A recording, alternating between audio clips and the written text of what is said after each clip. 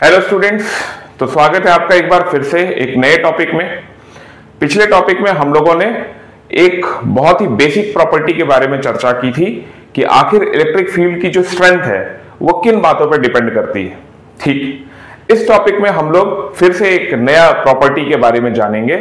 ये property already आप लोग मैग्नेटिक फील्ड के बारे में भी जानते हैं कि कभी भी दो मैग्नेटिक फील्ड एक दूसरे को इंटरसेक्ट नहीं करते हैं, वैसे ही कभी भी दो इलेक्ट्रिक फील्ड एक दूसरे को इंटरसेक्ट नहीं करेंगे।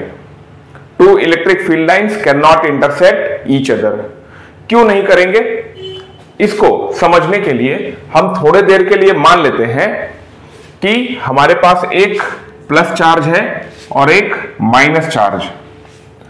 और अगर आप मेरा पिछला लेक्चर देखे हैं शेप्स ऑफ इलेक्ट्रिक फील्ड वाला, तो मैंने उसमें बताया था कि जो इलेक्ट्रिक फील्ड की शेप है वो प्लस से निकलती है और माइनस में घुसती है, कुछ इस तरीके से प्लस से निकल के माइनस में जाती है। ये हर डायरेक्शन में ऐसे होगी। ठीक है, हम ऐसे एरो निकाल के इसको दिखा सकते हैं, प्लस के लिए बाहर की ओर और माइनस के लिए अंदर की ओर। अब अगर हम किसी पॉइंट पर टेंजेंट ड्रॉ करना शुरू करें, जैसे मान लीजिए कि मैं इस पॉइंट पर टेंजेंट ड्रॉ करूं तो वो किसी इस डायरेक्शन में होगा। अगर मैं इस पॉइंट पर टेंजेंट ड्रॉ करूं तो वो इस डायरेक्शन में होगा। इस पॉइंट पर टेंजेंट ड्रॉ करूं, यानी यहां से लेकर यहां तक इलेक्ट्रिक फील्ड में बहुत सारे पॉइंट्स हो सकते हैं। और आपको पता है कि एक पॉइंट से कोई एक ही टेंजेंट गुजर सकता है, और अगर एक पॉइंट से एक ही टेंजेंट गुजरेगा तो वो तो किसी एक ही डायरेक्शन में इशारा करेगा। ये बात समझ में आई कि अगर हम हर पॉइंट से एक ही टेंजेंट ड्रॉ करेंगे तो वो हर टेंजेंट किसी एक पर्टिकुलर डायरेक्शन में जाएगा। यानी इलेक्ट्रिक फील्ड लाइन पर हर पॉइंट पर जो टेंजेंट है उसकी डायरेक्शन एक ही होती है। ठीक, इतनी बात समझ में आ रही है। हर पॉइंट पर अपना एक इंडिविजुअल डायरेक्शन है।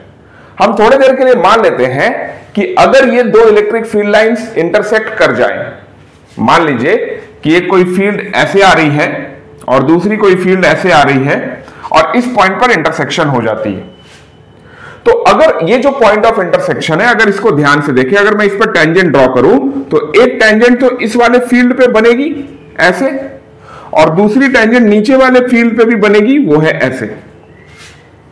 अगर आप इन दोनों टेंजेंट्स को देखें तो ये दोनों टेंजेंट एक कॉमन पॉइंट से ही ओरिजिनेट हो रही है, लेकिन ये दो अलग अलग डायरेक्शन में इशारा कर रही है। अभी हमने सीखा कि इलेक्ट्रिक फील्ड के ऊपर हर पॉइंट पर एक पर्टिकुलर टेंजेंट बनेगा और वो एक ही डायरेक्शन में इशारा करेगा, वो किसी एक ही डायरेक्शन की तरफ जा रहा होगा। लेकिन अगर क्रॉस हो रही है तो एक ही पॉइंट से दो डायरेक्शन पॉसिबल है। आपको नहीं लगता ये दोनों स्टेटमेंट्स आपस में कॉन्ट्राडिक्टरी है?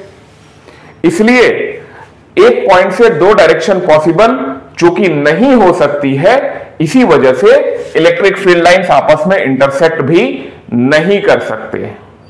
ठीक है, इसका हम स्टेटमेंट क्या लिख सकते हैं? No two electric field lines can intersect each other because at the point of intersection, at the point of intersection there is two directions possible, there is two directions possible which is contradictory। ये एक contradictory statement है, ये नहीं हो सकता है। चूंकि ये नहीं हो सकता, इसलिए दो इलेक्ट्रिक फील्ड लाइंस आपस में इंटरसेक्ट भी नहीं कर सकती। जस्ट जैसे आपने मैग्नेटिक फील्ड लाइंस के बारे में पढ़ा है, सेम वही प्रॉपर्टी इलेक्ट्रिक फील्ड लाइंस पे भी लागू होती है। ओके, हम लोग मिलते हैं नेक्स्ट लेक्चर में, तब तक के लिए थैंक यू।